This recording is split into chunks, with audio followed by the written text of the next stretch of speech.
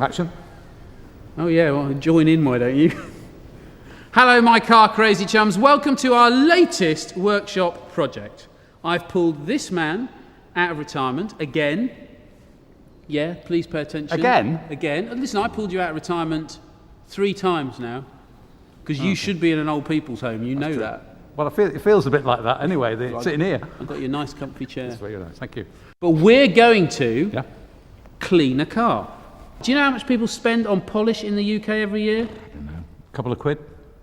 £20 million. 20? Nobody's got £20 million to spend. Well, not one person. Oh, see, no, all right. Not one, but that'd be a hell of a lot of polish for one person, wouldn't it? Yeah, I thought you meant. £100 million in the UK every year on car cleaning products. And the bottom line is, I don't think you're using them properly. So, they set me a challenge, these boys in their laboratory making all the polishes, to say, well, go and try it. Prove to yourself that you can do it. So I got hold of this car behind us, and we're going to clean it, and we're going to see how much money we can add to its value just by valeting it properly. I don't believe you could turn that and make it look anything like half decent, but they reckon you can. There's somebody in the car. What do you mean there's somebody in the car? Somebody in the car. In the car? In the car. That car's been there all night, Pete. There's somebody in the car. You better go and sort it out. By the way, did you know, in Belarus, it's illegal to have a dirty car. So if you're watching in Belarus, you'll want this DVD. Do you own the car? I do.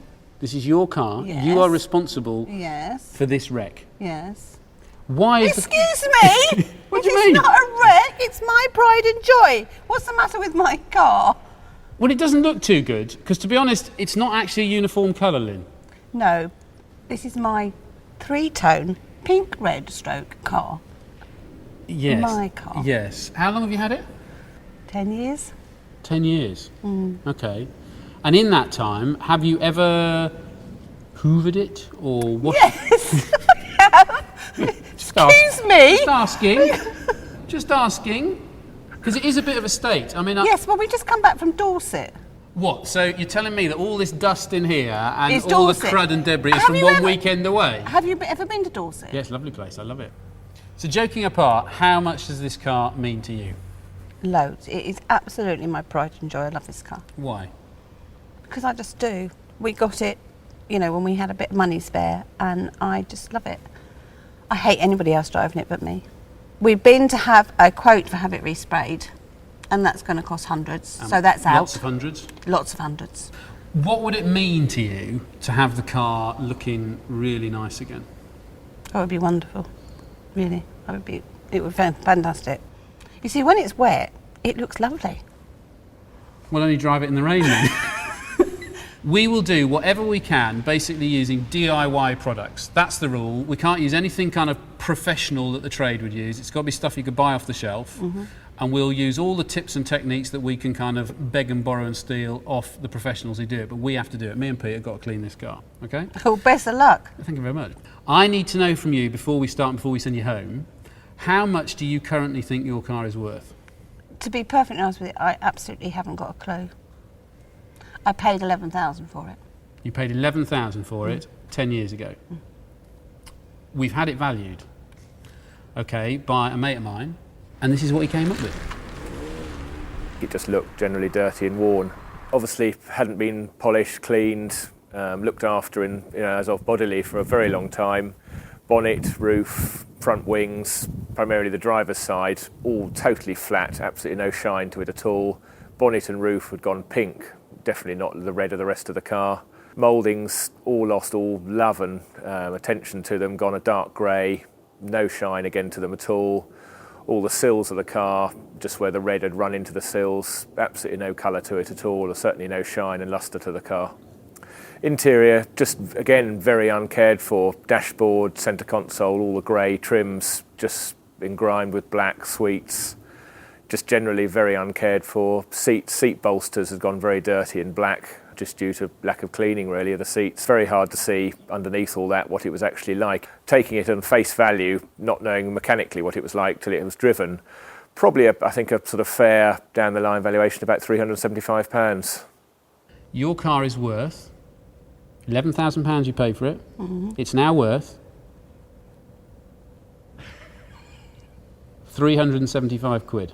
You are joking. No. That is what your car is currently worth. My daughter's is worth more than that. This car is worth 375 quid. That's a bit of a worry, isn't it? Yeah, bloody awful. Excuse me. But it's a bit of a shock. What do you feel about Well, that? yes, because I did expect it would be worth a bit more than that. Okay.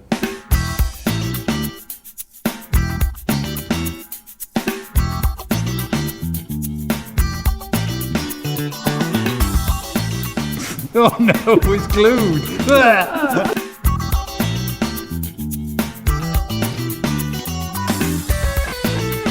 Do you know, Mark, what they say about a car? It's an extension. A woman's handbag.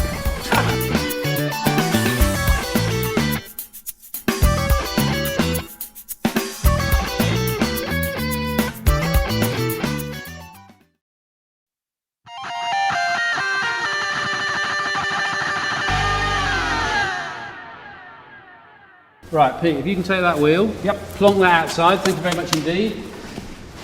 First job we're going to do is all the wheel arches, the really filthy part of the car. So we're going to jet wash all this, but the one bit you can't really get to very easily with the jet washer is this edge around here. So we'll jet wash it first, and then we'll go around with a tool to get that off, which is a bit of a tip. Pete, have you got the jet washer? Are you going to start it?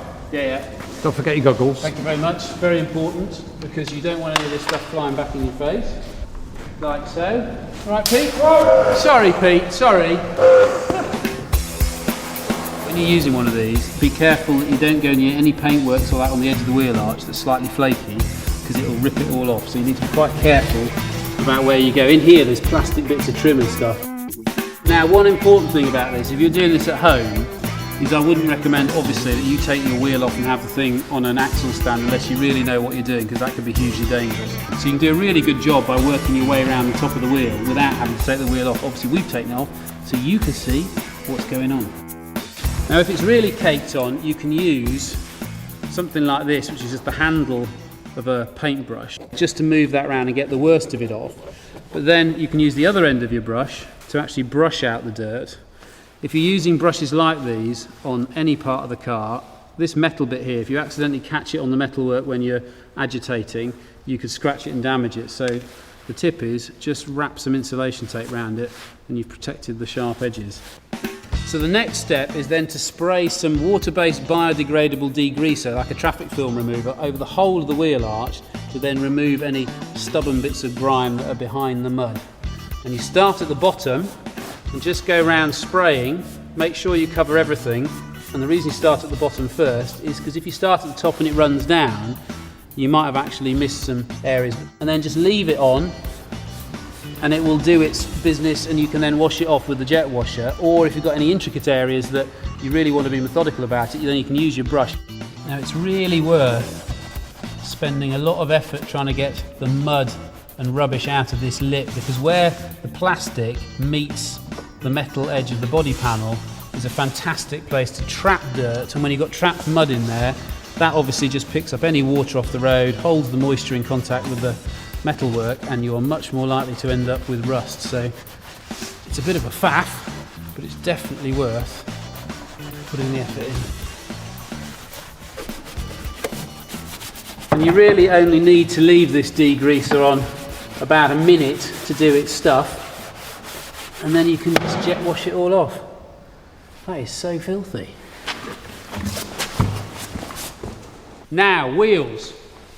Very important. The most important thing when you clean the wheels, whatever cleaner you use is a chemical, and that will depend on whether you've got alloy wheels or chrome wheels or whatever. You need to make sure the wheel itself is cold, whether it's off the car like this or on the car. Way to do that, sloosh it off either with a hose or with a jet washer as your number one job.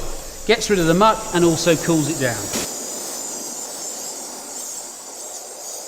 It's really important you use the right product for the right kind of wheel.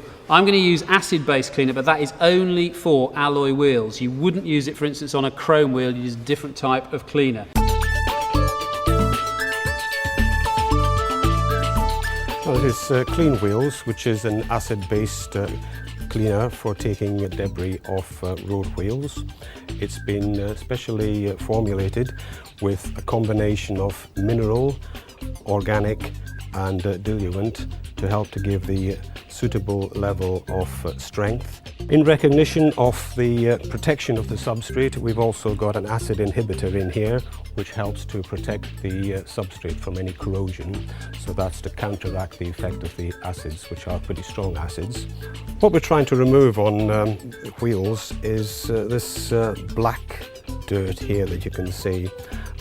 This type of dirt would be virtually impossible to remove with an ordinary detergent, so we had to have a special wheel cleaner which is formulated to soften the dirt. It's primarily a combination of brake dust, which is fused onto the surface, mixed in with some road grime and some traffic film, which is diesel, oils, tar. So really this formulation which I've explained with the acids, the carefully blended acids which will dissolve the brake dust, and solvents which will lift and emulsify the dirt, and then it can all be rinsed off, leaving the pristine wheel underneath. Well, it's perfectly suitable for alloy wheels, lacquered wheels, painted wheels. What it mustn't be used on is some of the magnesium alloys are very, very sensitive to acid. You can see exactly what's happened here. Acid has attacked the substrate, and we certainly wouldn't recommend a product like acid-based wheel cleaner for a substrate of this type. We also do a non-acid wheel cleaner which would clean this without any attack. As it's soaking into all that brake dust and rubbish that's on the wheels, all the black stuff, you then want to quickly get on to start agitating it with a brush. It needs to be the right kind of brush that's got a nice soft profile on it, so it can get into all the places you need to get it in without damaging the wheel. But the absolute imperative thing is not to leave this wheel cleaner on for any more than a minute. So you want to work around really quickly. You don't need to do a perfect job on your first pass. Just go around it, clean it all off, and then when a minute's up, you can sluice it off with some water or the jet washer. Have a look at it. If you've left any bits that are still need cleaning and still dirty, you can go and do it again. Now, does that look good or what? Yeah. If you think that looks good, look at the other side. Right, that's this wheel finished. I'll pop it back on. Pete's jet washed the other wheels and tyres and wheel arches. I just need to go around and clean those off with the alloy wheel cleaner, and then we can move on to the next stage, which will be prepping the engine bay.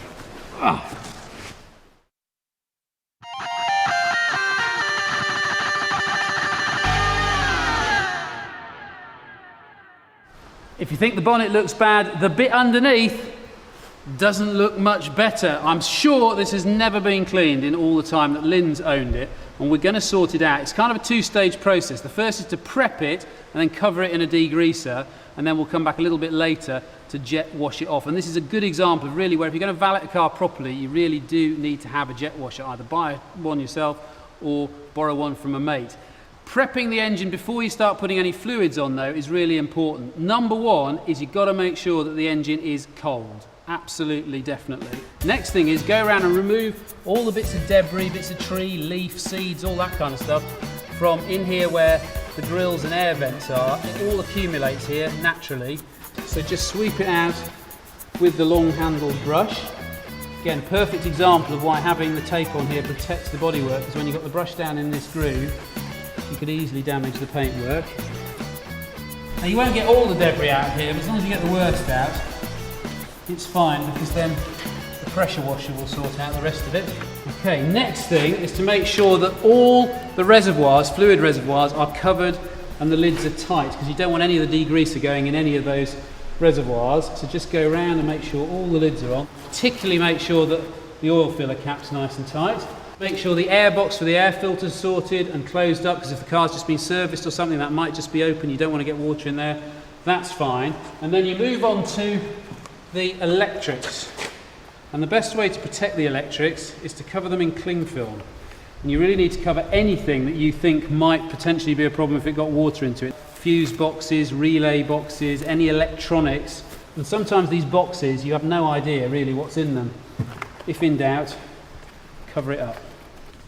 I'm going to spray the engine with the same degreaser I used on the wheel arches, but before I do that, just a bit of body shampoo mixed up over the top of the wings, just in case there's any overspray with the degreaser. It protects the paintwork. Now obviously this paintwork really probably isn't any point in protecting it, but that's a tip on your own car at home. If you've got some nice paintwork, just protect it both sides. Then, before you put any moisture in the engine bay at all, take the keys out of the ignition, because if you get a short in some electronics box in there that then puts your central locking on, your keys will be inside the car and you don't want that. So make sure your keys are on you, and then cover the thing in degreaser. If you can, starting from the bottom up, and just soak it.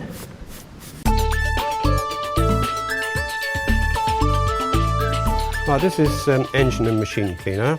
It's a specially formulated, powerful water-based degreaser and emulsifier.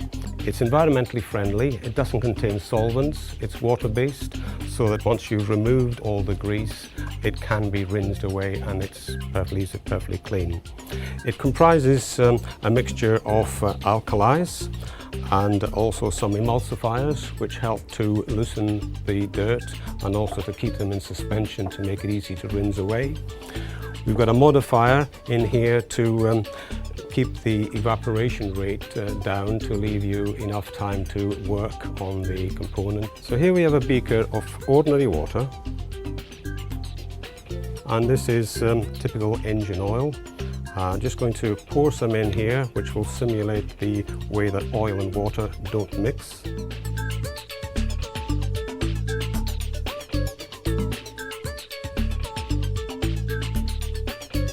I just want to demonstrate how effective this is at dispersing the oil that you use. That's the engine bay completely soaked. Now I'm going to work on the underside of the bonnet. This insulation gets really filthy. A lot of people worry that because this is fire retardant material, a degreaser or products like that might affect the fire retardancy. Well, this product certainly doesn't. So that's not a worry at all. The only thing that is a worry with this is you can see here where it's a little bit frayed and torn. If you use a jet washer on that afterwards, you'll lift that off and ruin it. So with this, we'll probably just hose it off with the hose rather than the jet washer. Right, job done. So I can drop this back. Funny old bonnets on these BMWs, like that. And then just gently wash off the excess, both on the wings, but also on the windscreen, because if it's a hot day, you don't want it drying on there either. Right, back to the engine bay. This has had about 15-20 minutes with the degreaser soaked all over it, working away. So now it's a case of just going around and agitating with the brush and just trying to get as much of the grot off as possible. And it froths up quite nicely. The more time you spend now getting this right, the better the job will be at the end. And then finally, just the edges here, not the insulation itself, but just the edges. And you can just see the grime lifting off. It's brilliant. So you can now jet wash this off, and you start at the bottom of the engine. So you're washing that off first, move your way around. If you think the pressure's too high, you can just pull out a bit. But everything needs to be washed off. The most important thing is to make sure you don't aim it directly at the electrics, even though they're covered. Obviously, you could get water in there. Last thing to do is the engine. The finished result is absolutely amazing, I have to say, but a word of warning, something you should look for if you've got a more modern car. Some cars will have little stickers on which say no pressure washing or steam cleaning, so don't pressure wash or steam clean those areas on those cars, otherwise you could invalidate the warranty, so you've been warned. Right, with the engine done, final thing to do in the bay here is just to hose off this. You can see it's got lots of the degreaser still on there, but low pressure, so either use your hose or turn down your pressure washer. Now that is a major transformation, but we haven't finished yet, because the last job is to spray this on, which is a vinyl and rubber dressing. It's purely cosmetic, but it'll give it a nice satin finish. It goes kind of milky when you put it on like this, but when it dries off, it looks absolutely amazing. This is vinyl and rubber care. which is a dressing for vinyl and rubber. It comprises basically of a blend of polymers which have got emulsifiers and wetting agents in them. This is blended with water to give us the right strength. Being water-based, it is very easy to apply to wet surfaces. The surface doesn't have to be dry. It can be used on dry surfaces, but one of the benefits is an engine bay that you've freshly washed, and while it's still wet, this product can be sprayed on. It provides a continuous film which protects against road spray, traffic grime, engine grease and moisture. It can be used on interior and exterior trim, such as dashboards or trim finishes. Care has to be taken on interior trim not to over-apply the surface. It can be sprayed and applied on and left to give you a glossy surface if it dries naturally, or if you prefer a matte finish, it can be white to leave a matte finish. Job done. One final thing to check though is that actually the engine still runs, because obviously we've had a lot of water in this engine bay. So Pete, if you could do the honours. Yeah, have you got the key? Safely in my pocket, sir. Oh, well done, thanks a lot. There you go. Cheers, here we go then. Keep your fingers crossed. Yes, 1, 2, 3. Oh. Oh, what are you doing on? No, you have to, hold on, do that.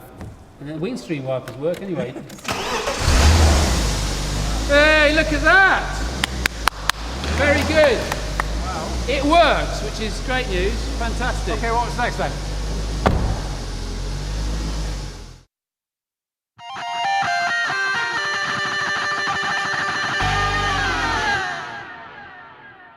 Now's a good time to do the door and boot shuts. That's this bit down here. Often the bit you forget when you're washing a car. So all the way down there, and also the underside of the door and up here like that. The way you do it, again, using the same degreaser, is spray it, being very careful not to get the spray on any interior upholstery. It's not an interior cleaner. And then all underneath here, which usually gets absolutely filthy, particularly if you're driving Dorset. Give it a good agitation with the brush. Right, with that all lathered up, the next thing is obviously to wash it off. There are two ways of doing that. The kind of normal way for the likes of you and me, which is to use a sponge. Gently wipe this out. So what's the other way of doing it? What other way? What do you mean? You said there's another way of doing it. What, the second way of actually washing this off? Yeah. What, the way the professionals do it? Yeah, go on. They don't mask up the interior of the car. You turn it on to max, you get used to where your lance is going. It comes out in a V, okay, and you need essentially the V to go down like that.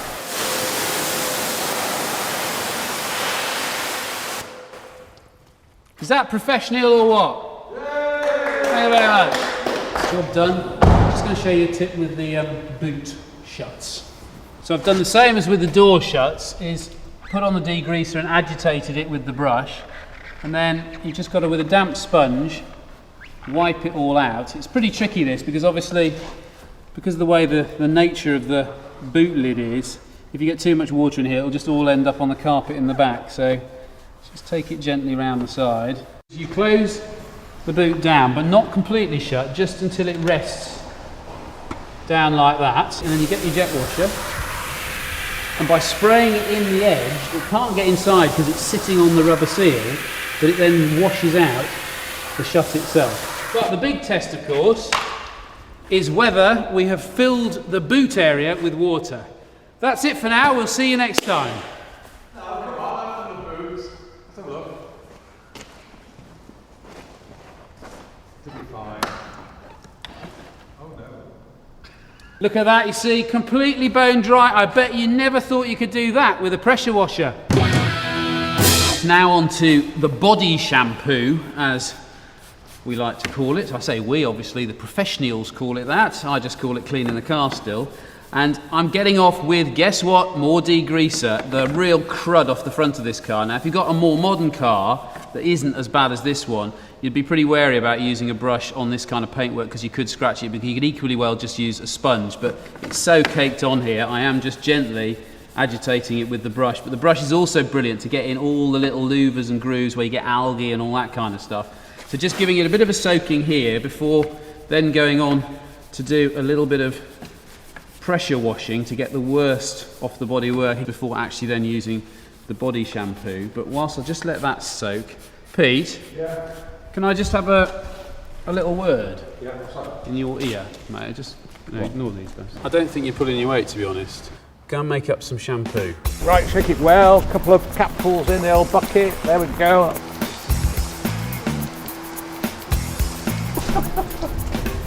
Oh, some more's coming off the roof, that'll do.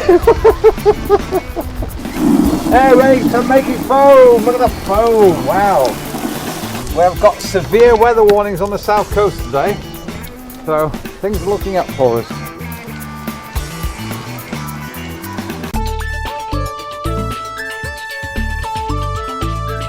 Well, one thing that people often forget to do when before they've shampooed the car and about to polish it is to pay attention to tar spots, particularly on the trim and the sills of the car. Another thing, of course, is if you've had stickers on the back of your car and you peel them off, there's lumps of adhesive on there. Now, the shampoo is very effective at removing soiling, but you do need to use something else to remove the tar and the adhesive. And we have a product specially developed for this, our intensive tar remover. Well, here we have samples of tar and bodywork shampoo conditioner, which is used on the rest of the car to remove the soiling. If we add this to the tar, we'll see that because it's water-based, it absolutely has no effect on the tar spots at all. We do the same thing with the intensive tar remover, and you can see immediately the tar starting to dissolve and the liquid is turning black. The recommended way to apply the intensive tar remover to the body panels is to apply it to an open weave texture soft cloth.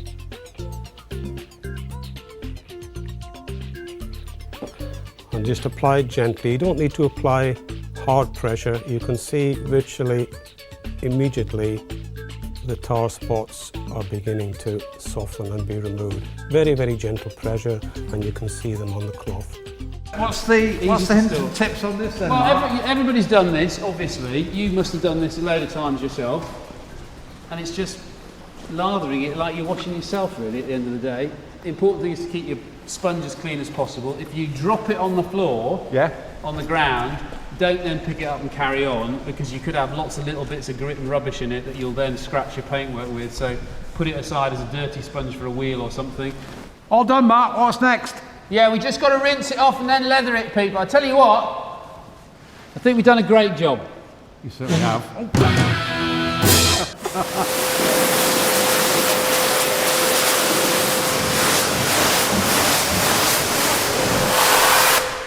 I have to say, I reckon if you want to valet a car properly, you really need to have a pressure washer. Clearly, you could do anything you can do with a pressure washer with a hose, but it's not going to give you such a good result. The problem with pressure washers, though, they can make your life easy, but they can do a lot of damage as well. The pressure that can come out at the end of this nozzle is pretty high, but this one's adjustable, which I think is a really good idea. So if you turn it down to minimum, you get basically what is pretty much a dribble, but as you turn it up, you just get more and more focused pressure. But you can adjust the pressure, even if it's not adjustable on the lance, by simply the distance you are away from the car. So here, if you're really close on, there's loads of pressure there. As you move away, it's much, much less. See, look at that, lovely beading. The geeks will be very happy with that. Oh, by the way, a little tip as well. You'll notice that I've got the windscreen wipers down on the windscreen. There's a tendency, when you've gone shampooing around with your sponge, to leave these up. If you then come with the jet washer and you catch these and they come smashing down on the windscreen, they could crack it. So always when you're jet washing, windscreen wipers on the windscreen. Right, now to get most of the water off, this very clever little flexible blade, which is kind of T-shaped, cross-section there, is perfect for just running down. Look at that. And it's so flexible, this, that you can get it around any kind of curvature by, like here with the crease in the bonnet, you just put your finger into the crease and then drag it towards you. And look at that. Absolutely brilliant. Okay, so when you get around here, I've just left a bit of water on here to show you that with the synthetic chamois, like this. You need to have it wet before you start. What I'd do now is, even having used the blade, go over and just get the rest of any moisture off. But just to show you how absorbent this is if you haven't got the blade, there's nothing in that at the moment that I can get out, just a few odd drips, that's all. But if we just let that drape it over the bonnet, and it really is quite hard to pull that as it's dragging the water with it. Look at that, you can see how it goes round. It's almost pulling all this water off. Pete, have you got the mangle ready? Yeah, they're with you. All right, mate, here you go. I want you to get as much water out of this as you possibly can. Show how absorbent it is. Got it. Right, here we go with the old mangle. See how much we get out. Oh, there you go. Oh, wonderful, look at that. Comes out the other end. That's bone dry, that's ridiculous. Mark! Anytime. You mop it.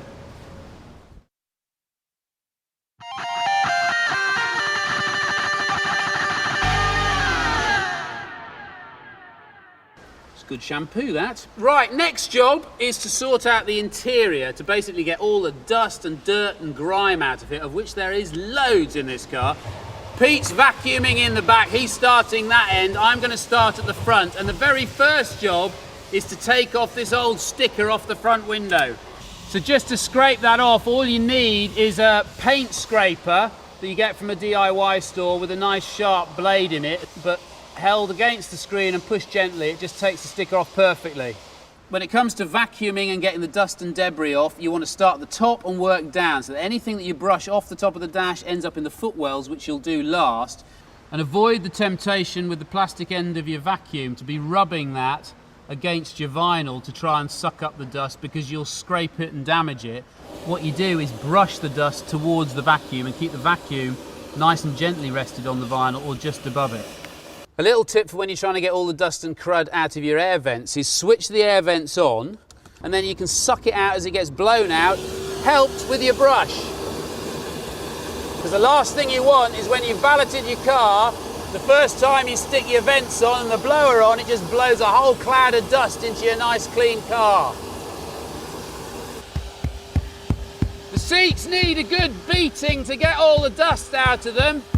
The perfect tool for the job is this stiff brush. Quite stiff bristles on here, and you can see the amount of dust it's already picked up. It's just coming off there now, look at that. I mean, that's all dust that's come out of this seat. So the back of it to beat it to get the dust out, but then also when you're vacuuming, using the bristles to be able to get all the hair and dust and dirt out of the seams of the seat. I tell you what, it's already looking a lot better in here, but now we've got to do the interior wash using a product which is a special interior cleaner. Just give it a nice even coating. Don't try and do too much in one go.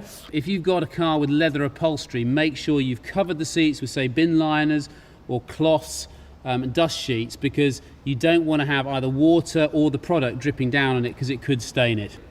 I'm going to just use a white cloth here, because it actually doesn't look that dirty. I just want to see how much dirt is on the headliner. So I'm just going to give it a wipe. Be quite gentle when you do this to start with, because if it's an old car, you could end up having quite a delicate headliner that might have aged, and you could easily put your fingers through it potentially, particularly if it's over things like sunroofs. So just be quite gentle. That's quite dramatic, because you would have looked at that headliner and said, actually, it doesn't need cleaning, and clearly it's pretty filthy. So you just need to go through that process all over. Rather than using the cloth though to get the best cleaning, what you need to use is this really clever little pad. It's not abrasive, but it's a fantastic, it's like a brush almost, and you can see it kind of foams up. Then you get yourself a synthetic chamois, just wipe over it to get the excess off, and then it'll dry.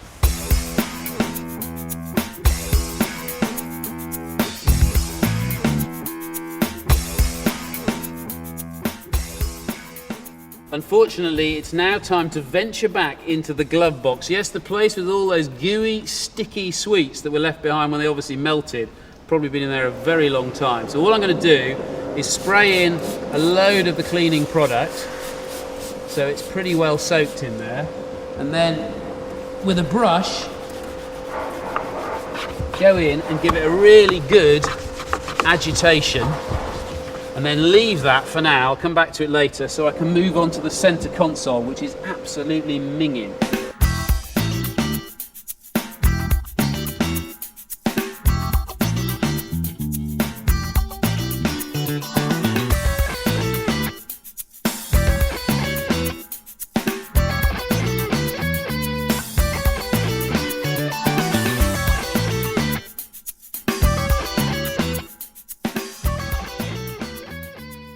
When you get onto the grille, there's lots of water splashes and dust and so on in there. So when it comes to wiping it off, get the other end of your brush, put it over your chamois like that, and then that will fit inside the grills and the louvers to be able to clean them out.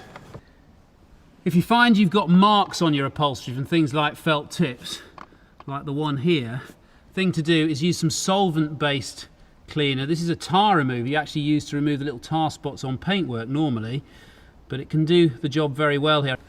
Just rub it gently over the spot, just making sure that you don't take the colour of the carpet out, which we're not.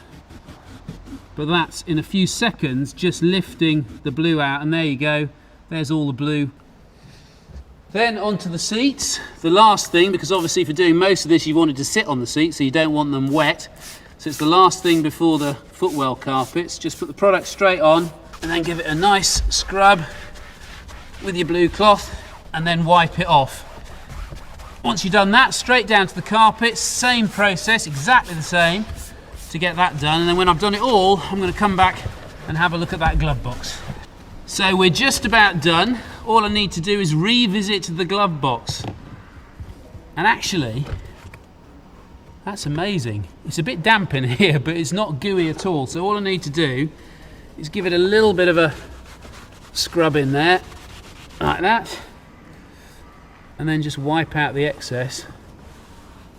And that is amazing. When you think what that looked like before, with all those gooey sweets in, it now looks brand new. Your foot mats, whether fabric or rubber, if they're in this state, they need some serious cleaning. I've just pegged them up here on a stable door so I can give them a good... Jesus.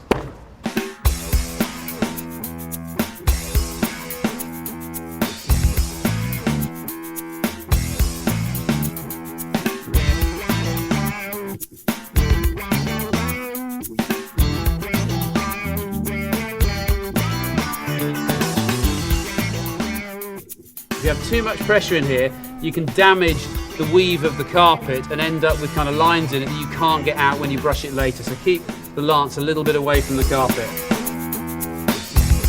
I've let the first carpets dry over there and I'm just about to do the other set, and having brushed them off, they're obviously in worse condition. There's some horrible marks here, a bit of chewing gummy looking sticky stuff on here, might be a sweet or something, a mark down here as well. So before washing them with the interior cleaner, I'm going to use what's called tar remover, which you remove the tar spots on the outside of the car.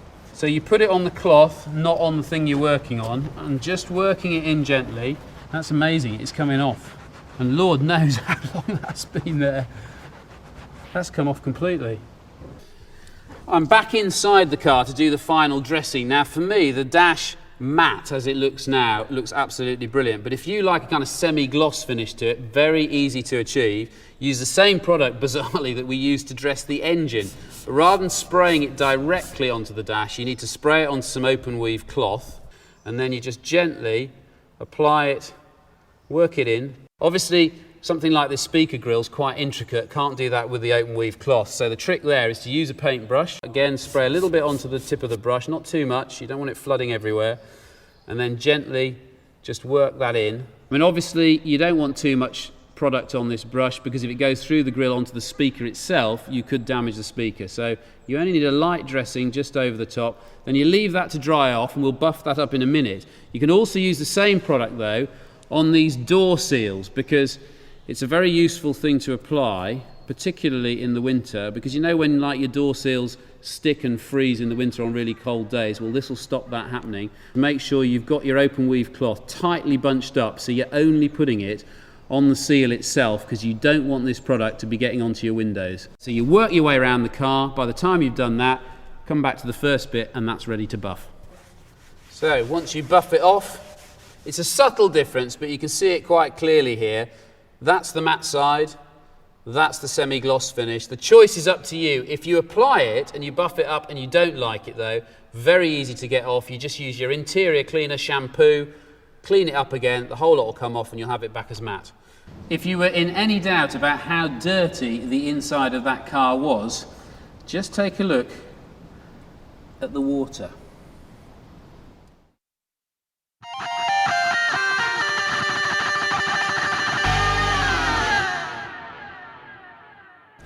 We can't put it off any longer. We've got to deal with this really dodgy paintwork.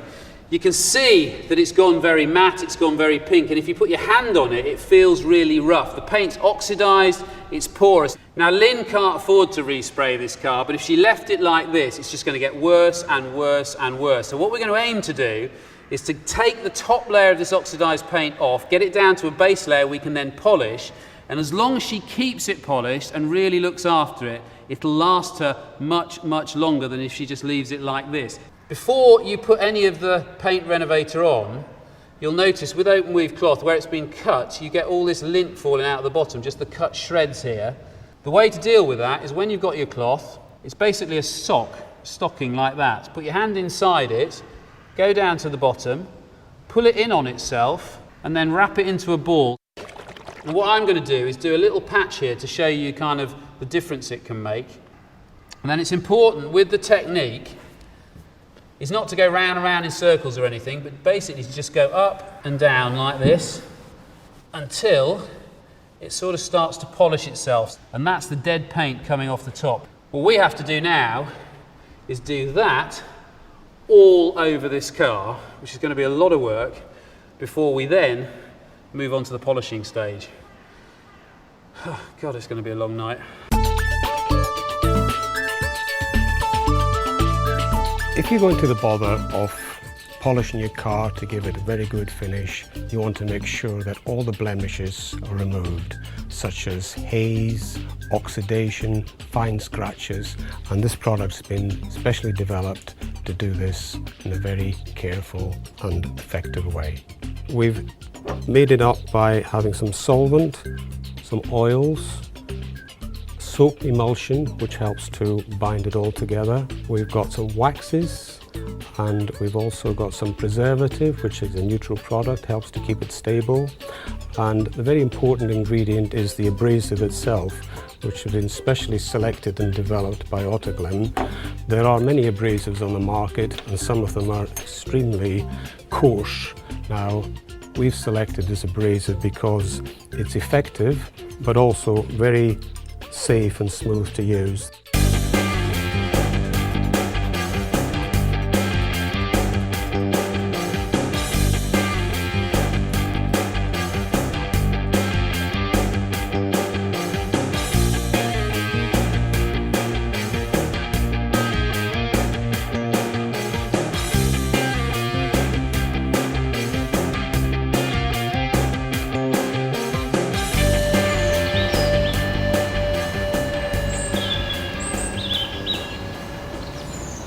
What the hell are you so happy about? Morning, welcome back to our car valeting epic. Yes, it's a beautiful morning, our first day of sun in 3 days. And I have to say, at about 10:30 last night, I did wonder at our sanity. And I blame Pete, mate, you, for making me choose this car to do, because the condition of this paintwork we were worried about, but it was even worse than we thought. We went round by using the renovator and these open weave cloths and hand polishing the renovator in to try and bring up the colour, and it worked very well on the side of the car where it was very dull and pink, but the roof and the bonnet were really, really bad. So we went as far as we could by hand. It looked good, but not as good as we could make it. So we reverted to one of these, a polisher or buffing pad on there. This is the kind of thing they would use at a professional car valeters. Now, you could get them to do it for around 50 quid. Take the car and they'll do it for you. Or you could hire one of these and have a go yourself. I've got a little bit more to do on the tailgate here, and I'll show you how to use it, but it's really, really important with these tools that you use them carefully, because you could do a lot of damage. You always put your product onto the pad and not onto the car. And then you always start with the machine on the car. So put it on the flat like that, which is where you're going to place it. And you can have a speed control on here, and you want to turn it quite low to start with so it doesn't snatch when it starts, and then you can increase the speed as you go and then turn it down when you stop.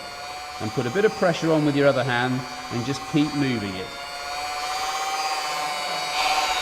I'm really worried about these edges, because when you've got an edge here and you've got an edge here, that's where the paint's going to be thinnest, where it's been sprayed. And if you ended up by having this sitting like that, you could easily end up taking far too much paint off. And in the worst case scenario, you could even go down to paint layers underneath. So the process is slowly going backwards and forwards, putting more product on, moving backwards and forwards all the way around, and just gently making sure that you're not taking too much paint off. And one word of warning, if you do hire a machine and do it yourself, don't be tempted to buffer your bumpers.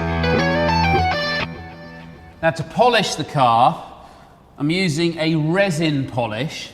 It's a different technique to using the renovator. With this, it's much more about a circular motion to start with, working the polish onto the panel, and then finally, just a very light backwards and forwards to make sure you've got even distribution of polish over the panel. You can see how much red we're still getting off here, which is all that horrible dead paint coming off. But when you're polishing, there's a real temptation to try and really get the most out of the polish, to dig your fingernails into the pad, so that when you're polishing, you're using the tips of your fingers. All you do with that is, you can see there where my fingers have made the pressure points, you get a very uneven use of the polish. It's important that you use the pad in the palm of your hand, put it onto the panel. Your fingers tips shouldn't even be touching it as you're going backwards and forwards, and then you're applying a nice even pressure. When it comes to the rubber strips and detailing, try and avoid getting the resin polish on there if you can, but just a tip when you're getting near them, make sure you don't apply the pad with the polish on over the top of a joint between a rubber strip and the panel, because it just loads up that joint with polish that then you'll create a lot of work for yourself getting rid of it later on. So when you're near a strip, just gently backwards and forwards like that, just to make sure you get the least amount of polish in that joint. And it'll go to a haze, and you need it to dry before you then polish it off.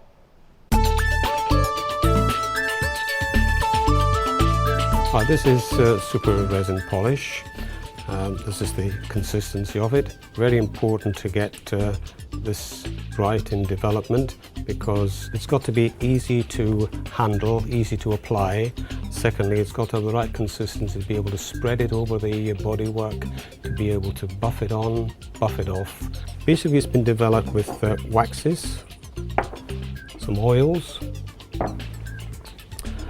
and these are a blend of solvents chosen so that they will dissolve the products, but secondly, so that they give you working time. They mustn't evaporate too quickly. They've got to leave you enough time to be able to spread the product evenly over the carved surface before it dries. If we have a deep cut like this, a deep scratch which goes right down into the metal, or even a shallower one which goes down into the primer, this isn't a job for the DIY person. This is a specialist job for non-body shops. A slightly deep cut which goes down into the paint, that can be sorted out using the paint renovator system. Light blemishes such as very faint scratches, there is sufficient level of abrasive, fine abrasive in the polish system which will deal with this and remove it effectively. One of the ways that you can tell whether your car actually does need another polish is to see the way that the water actually lies on it, the rain or whatever. Now the test we carry out on here is two identical paint plates, one which is unpolished and the other one which has been treated with super resin polish. What we do is we apply some water to it.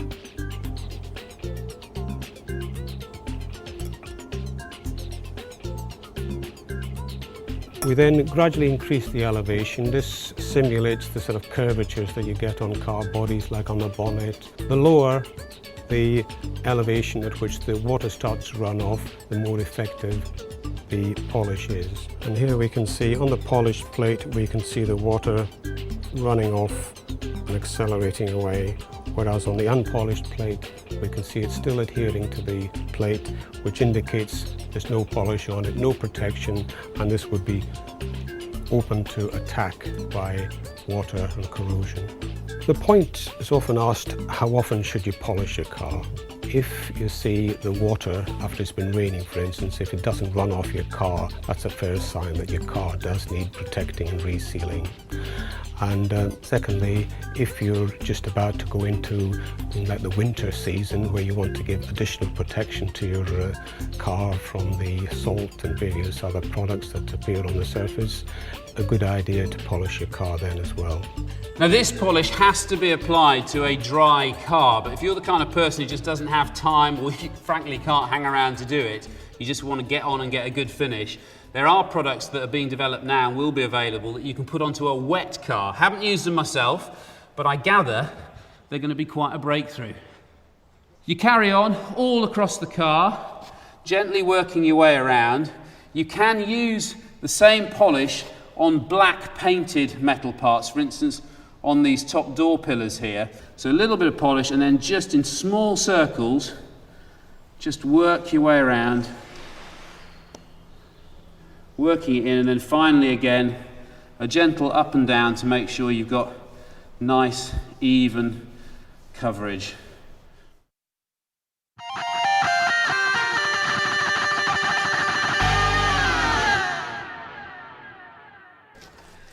The next thing to do is to treat the black rubber and plastic trim on the car, and we use a special bumper and trim care gel to do that.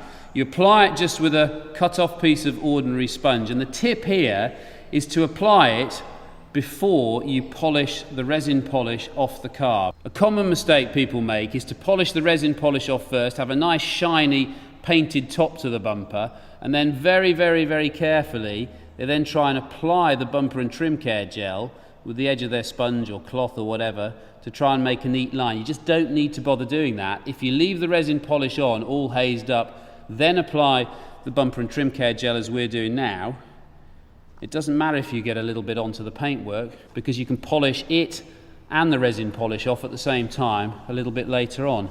And you can do things like this little washer jet here on the top of the bumper, that can be done as well. All the side strips on the car, basically anything that's rubber or plastic, apart from the really intricate stuff like the grille, and I'll show you how to do that with a different product in a moment. If your bumper is as oxidized and weathered looking as this, the original colour should be black, but it's actually turned quite grey now. If you've got a problem of trying to restore the colour, you've got two options. One is you can have it professionally done, which involves a heat treatment, which draws out the pigment and restores the colour. The alternative is to use bumper care, which is a specially formulated blend of waxes and polymers in a solvent, which helps to replenish the intensity. As you can see, as you apply this, it's giving the colour back, and also it's applying a protective layer. It can be used on any range of coloured bumpers. It can, again, if they're faded and have lost their gloss, this product, the waxes and the solvent, will actually bring the intensity and the lustre back to the surface. Now you can use the bumper and trim care gel with the sponge applicator on any of the black rubber or plastics, but some areas like these grills, which are pretty intricate, it actually means you end up with probably getting too much product in there, which is difficult to get out when you're trying to buff it up. And if you leave product in there, you drive down the road, every bit of dust and dirt will stick to it. So an alternative is to get a different product. It's an aerosol, but it does the same job, which you can then spray in, not too thick so you don't end up with too much product in there, and then you can work it in to all the nooks and crannies with a paintbrush, like that. That makes sure you've got a nice even distribution of the product on there, and you don't have any big build-ups. And then when it's dry, you can just buff it up with another dry paintbrush. And it is a dramatic transformation immediately. I mean, look at the difference between that and the bit of the grille next to it. This car is starting to look $1 million.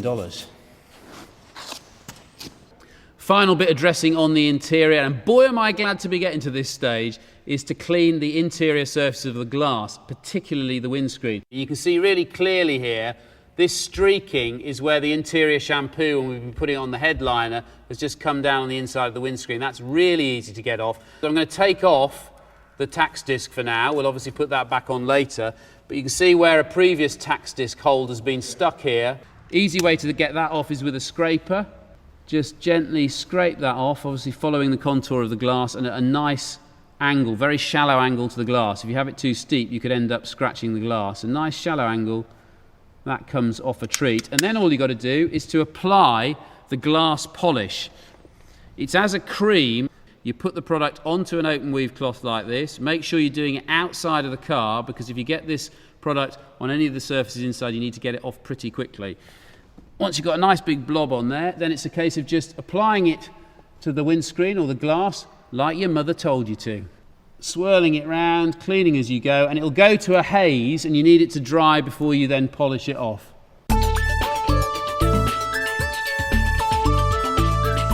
Well, the AUTOGLYM car glass polish has been designed for interior and exterior cleaning. It's important to realise that the sort of contaminants you get on car windows are entirely different to what you get on domestic engines. You get the soiling from traffic film, you also get the residue from the wiper blades, you get the contamination that's drawn in through your air conditioning system. People smoke. All these products, they don't need to be removed. Your average household cleaner is a lighter duty cleaner. This is a specially formulated heavy duty cleaner which has been formulated to remove all the sort of soiling you're likely to get on inside and outside of car windows. Well, this plate that we have here is a glass plate which has been blackened on the back. We've got some smears on here which are actually fingerprints. If we try and remove them with a cloth, still there, we'll use some car glass polish on here.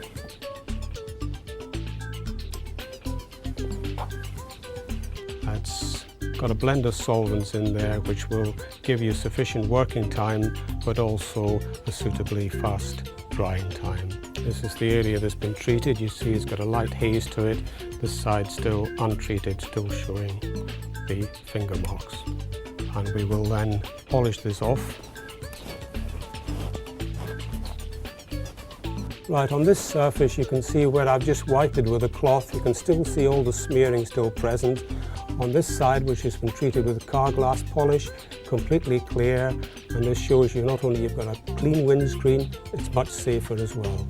If your glass isn't too dirty, you can do it much more quickly with an aerosol-based product. You just spray it all over the glass, and then as you're wiping and cleaning, it evaporates and gives you the nice clean finish. So you use the aerosol to go on straight onto the glass, but you need to apply it and get rid of the aerosol and wipe it in and clean it using paper cloth rather than the open weave.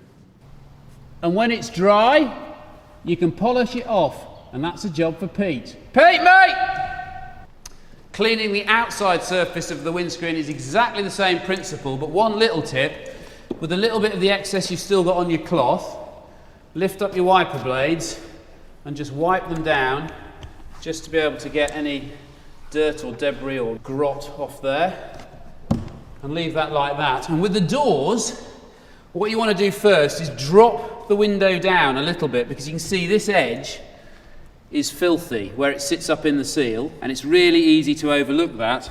So a bit of a product on there, and then do your top edge first. So both sides. All right, Pete? Yeah, some nasty marks on this glass. Well, yeah, and there is a few chips and scratches and stuff, but you know, okay. It's an old car. We're just trying to make it look as good as we possibly can. Yeah. Are we doing the outside of the windscreen as well at some point? Yeah, I just don't know. Are you not listening? No. You've got selective hearing now. Are you filtering me out of your hearing system? Go on, you said we're leaving some bits, you said. No, I said on the way round, it's the same principle as doing the inside, but you've got to do the windscreen wiper blades. Shall we get on? I have to repeat everything for him, you know. Absolutely everything. Polish that off when it's dry. So you've just done, look at that shine. Pete, look at the shine on that, sir. Oh, look at that. Am I making you proud or what? It's not my car now. Yeah.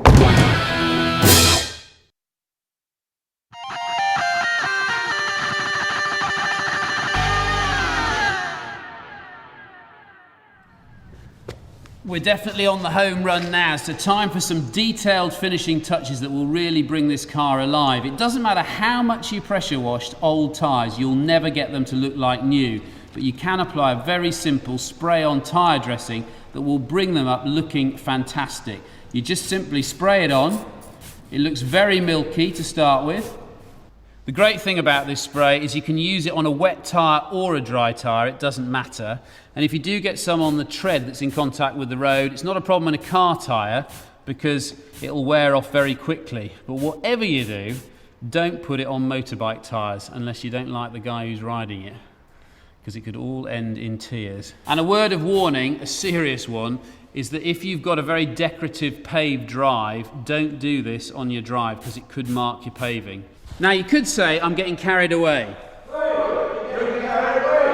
I know I am, but I've got to show you this because it's a great tip. If you've got black painted sills like on here and they're looking a bit shabby, you can really bring them back to their former glory by using some black spray paint. What you need is a little mask made out of cardboard so you protect the body paint, so you're definitely not going to get the spray on your paintwork. Make sure you know how the kind of spray pattern works, get used to it. And then starting from the bottom to the top, just gently, not spraying beyond the edges of your template, your mask, just gently spray onto the sill. And you can see that red mark that was on there, a scuff mark, completely disappeared. You see, it's worth getting carried away, isn't it? Yes. Thank you.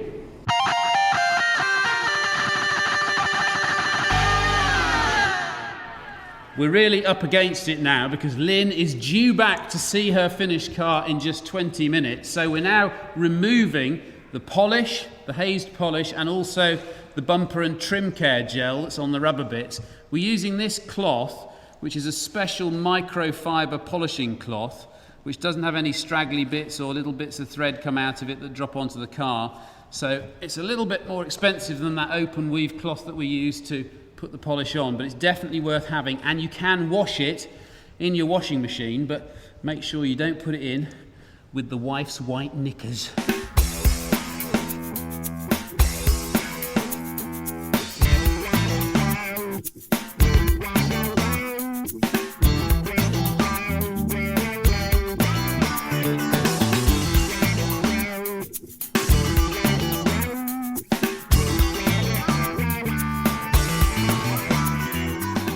By the way, if you're thinking that we've polished this so hard, we started with a white cloth and it's now gone red. No, it was a red cloth to start with.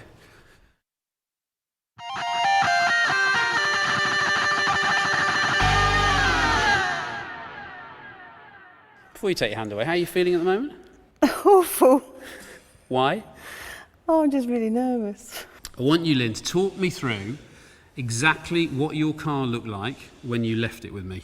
It was a wonderful three-tone pink stroke red, loads of Dorset dust on it, leaves, dirt, rubbish. You like boiled sweets? Filthy. Do you like yes, boiled I do sweets? actually, Yeah? with some of those as well. Yeah, a few boiled sweets, yeah. Wheels, what sort of condition were they in? Yuck. The wheels weren't good then? No. Wheels weren't good at all? No. Okay. Had you ever looked in the engine bay or anything?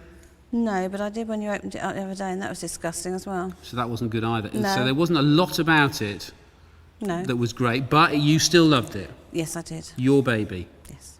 We have been working quite hard on your car to try to get you the biggest increase in value in your car that we could possibly achieve by just simply cleaning it and valeting it. Okay? That was our aim. You can now open your eyes. I don't want to. You've got to. You've got to open them. Oh, Go on, God, open them. Oh, shit. Oh, bloody hell. Oh, sorry. Is that good? Fantastic. You sure it's my car? It's your car. What's the first thing you notice about it? Just the colour.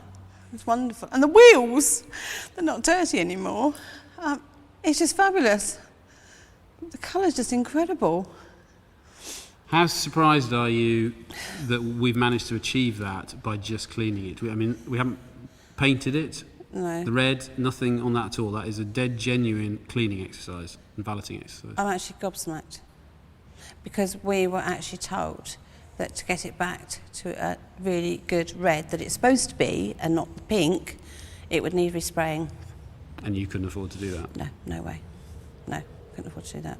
The important thing about this is it has been done entirely by cleaning it. And if you put the car in the same conditions, you know, atmospheric and weather and all the rest of it's had before, it will go back down to, through the polishes and stuff that are on there, back to the paint, and the same thing will happen again. What does that feel like? It's wonderful. What did it feel like before? It's just... That's glossy, isn't it? Yeah, that's absolutely fabulous. Oh, the smell is tremendous. Oh, And what does that look like in front of you now? Fabulous. Oh, it's just amazing. I'm actually speechless. How surprised are you that the interior's come up as well as that? Very. Because I've tried, you know, with like ordinary polish, and it just doesn't come up. You can't, you know, get it up like that. Well, not for very long anyway. And even a damp cloth you put over it, but then it's gone again. It goes all dull and disgusting. No sweet papers in there either. Oh, funny that. Funny that. And it's not sticky either. Oh, you noticed that as well? Because you didn't tell me about that when I start sticking my hands in things like your glove box. And there was actually a stain on the chair as well, and I noticed it's gone. Yeah. Do you want me to show you a map? Oh, look at that. Oh, that's amazing. I just don't know how you get it so clean. That's your original mat. Good, isn't it? It's fantastic. Do you know what? I am completely gobsmacked that we managed to do this Yeah, as well. well, look at your eyes, I can see you are. You're not the only one who's surprised, because I set this out as a challenge to do this because I didn't believe it was possible. What I did buy for you as a little present, you may not have spotted it, but I did buy you a new set of BMW badges. In actual fact, I thought you had. How did you do the wheels? It's just a spray. It's a special product. You just right. spray around. It looks milky when you put it on, and then it dries looking like that. How simple is that? And that's the point. To keep a car clean, it needs to be simple and quick and easy. Because if it isn't, you'll never do it. Oh. Oh. Your baby. Yes. Oh my God. I was nearly going to swear then. It's incredible. Oh God. Does that look good or what? Oh, it's just fun. I just do keep using the same word. It's absolutely fantastic. I could put another word in there, but I won't. When I told you how much your car was worth when you dropped it off, how did you feel, really? When you went home as well, what was going through your head? What did you feel? I was very upset, actually. And understandably so. And annoyed. Okay. I've had it revalued now by the same chap. Okay? Now, bearing in mind that what we've done is just cleaning this car and valeting it, nothing more than that, and the total amount we've spent is under £100, both on product to clean it and including the badges. Okay? How much do you think that's worth now? Well, a lot more than it was on Thursday, I hope. Wonderful. Looks a very loved, very well looked after car, and a car that we'd like to retail on to somebody else. Looks totally different. I think looking at it now, the car would be very, very easy to sell. Certainly passing it on, I think the car is worth £2,000, possibly £2,500. So if I said £2,500, I would say thank you very much. so in a day's work, £2,000 on the value of your car. It's just incredible, isn't it? Really just incredible. We set off with a challenge to see whether you could add value to a car simply by valeting it. I never believed in a million years we would add £2,000 to that car by just cleaning it. There's nothing more I can say. I'm always worried about doing makeover kind of shows because you just don't know exactly what the reaction is going to be. And I am truly, personally surprised that we've made that car look as good as it is. I didn't think it would be possible.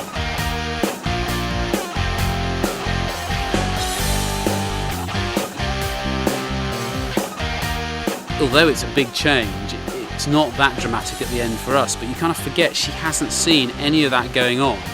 And her last memories, which is why I always get people in reveals to talk through what the car or the garden or the house looked like before we started, is because it then pulls into their kind of the front of their head the pictures, actual images in their head of what that vehicle looked like. Because then when she opens her eyes, the contrast is, wow, that is dramatic.